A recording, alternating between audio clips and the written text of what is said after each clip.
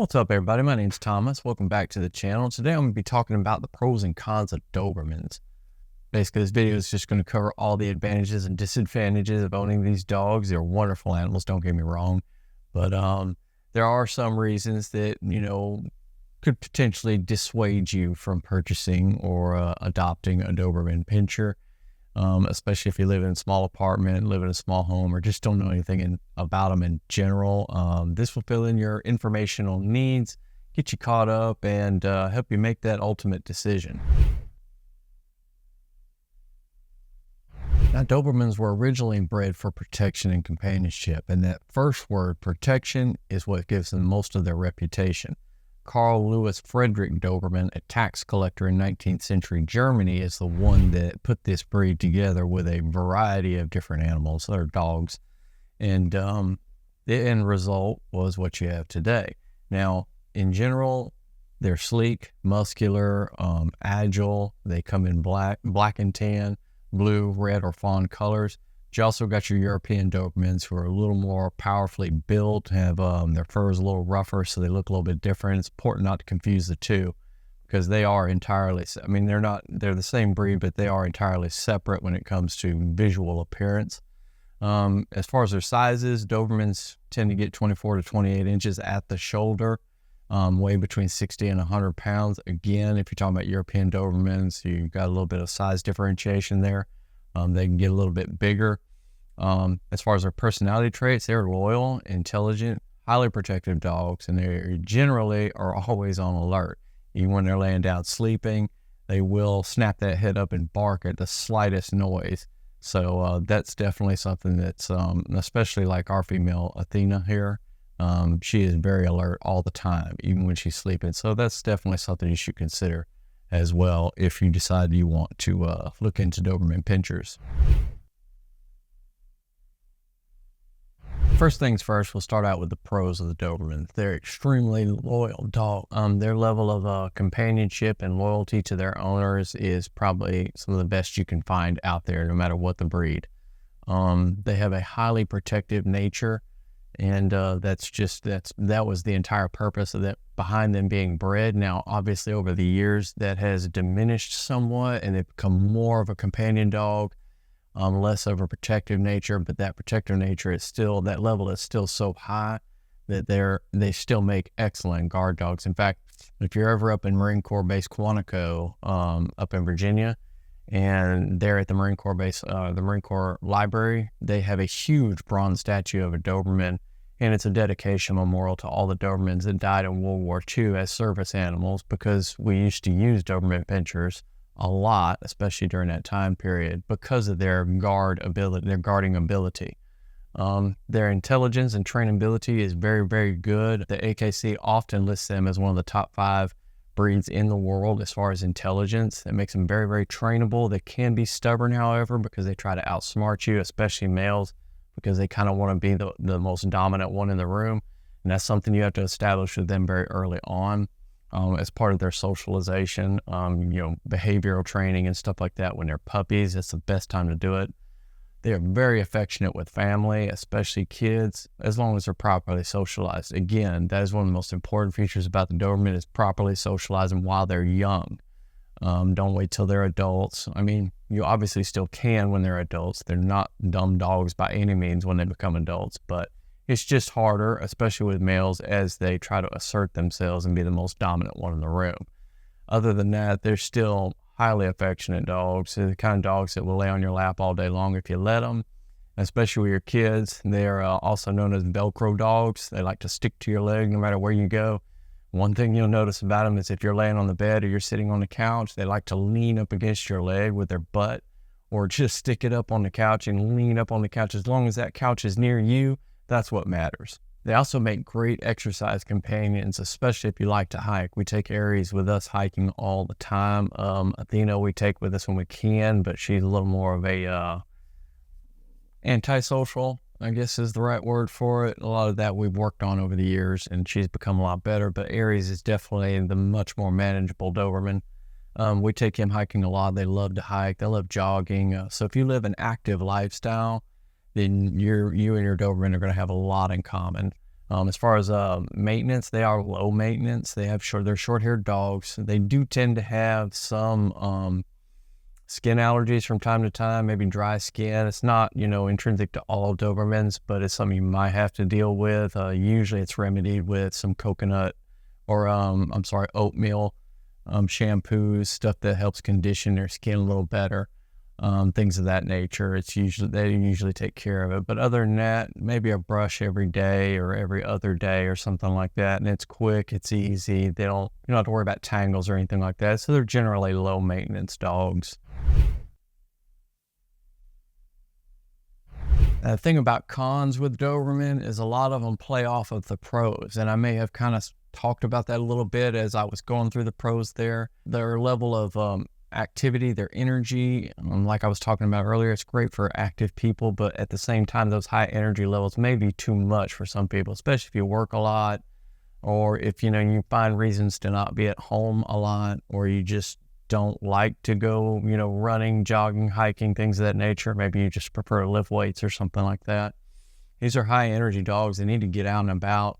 They need lots of mental stimulation, need lots of physical stimulation, and it's not an all day, 24 hours a day thing. It's just more so than most other breeds out there. You got to get them outside, exercise them. You need to work with them, train them, play with them, things of that nature.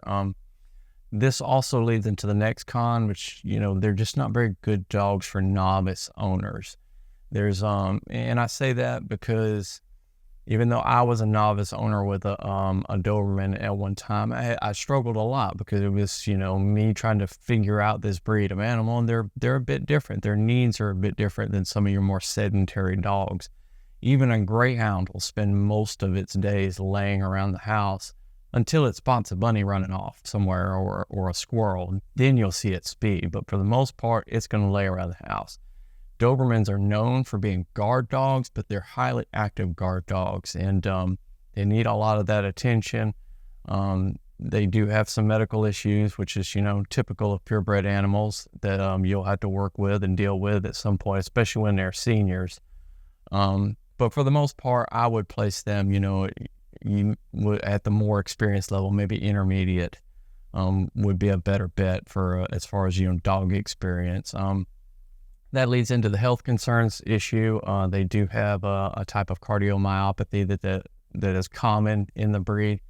They tend to have skin allergies sometimes, dry skin issues that really percolate in the summer and going into the winter, especially in the winter when everything just kind of dries out. They also have joint problems. They're long, sleek dogs. We feed our dogs bone and beef broth with their food because that helps promote, good joint health, and because we know it's a problem. That's part of the learning experience. As younger, owning Dobermans and not knowing those kind of things, were problematic. Some Dobermans also tend to be free bleeders. If they get cut or step on a nail or something like that, it might take a long time for the bleeding to stop, even if the bleeding is not going to necessarily make things worse for them health-wise or kill them. They may just bleed for a while, and that's something you have to consider too, like keeping styptic powder around the house, or maybe even taking them to the vet if it's bad enough. But those health concerns are something that you probably will have to deal with at some point. The potential aggressive behavior, that can be socialized out of them, but that's part of the reason that being a novice dog owner is not a good idea with Dobermans. You really got to work on socializing them when they're young, keeping that mental stimulation and physical stimulation up at high levels for them to be, good companion dogs that you can just take anywhere, around other people, around other animals especially. It's less people, even though they will get nervous around, complete strangers, and more animals. A Doberman can get aggressive. There's a potential for that. Another con is they have a reputation. They're not like pit bulls in those terms, but if you rent, that can be problematic. Some Dobermans are banned from places that you can rent, or they'll drive your insurance rates up. That's another thing you need to consider as well. All right, for those of you who are sold, you're bound and determined you're going with a Doberman Pinscher, whether it's adopting one or purchasing one from a reputable breeder. I'm going to give you 5 tips. Number 1, first and foremost, if you purchase from a breeder, make sure they are a reputable breeder and that you can actually get the AKC or CKC paperwork and you can track that dog's lineage. Next is research and preparation. One kind of flows into the other. You really need to research these dogs. You need to be prepared for what you're going to get into. I know that sounds overwhelming. It sounds like the dog's going to be way too much, but it's just like I said earlier. They're active dogs. They need a lot of attention. They're not the kind of dogs that you need to leave home alone all day long, every day, and pay very little attention to. As far as feeding, maintaining their coats and just general maintenance, they're very low maintenance dogs, but they do need that attention and they do need that energy, and you do need to do your homework where those two are concerned. Training and socialization, do it early. That's the best thing and best advice I can tell you. Do it early. Now, that's not to say that later on in their life, you don't do any training or socialization. You should continue to do so, but you need to get on it early when they're little pups. Start working on getting around other people, getting around other animals to the best of your ability. And training isn't too difficult with them. They're very, very intelligent dogs. They pick up on things very quick, teaching them, the basics, and that's where you should start. Give me 5, sit, lay down, spin, play dead, work your way up from there. I mean, you can literally train a Doberman to go get a beer out of the fridge for you. No joke. You can do that. Takes time.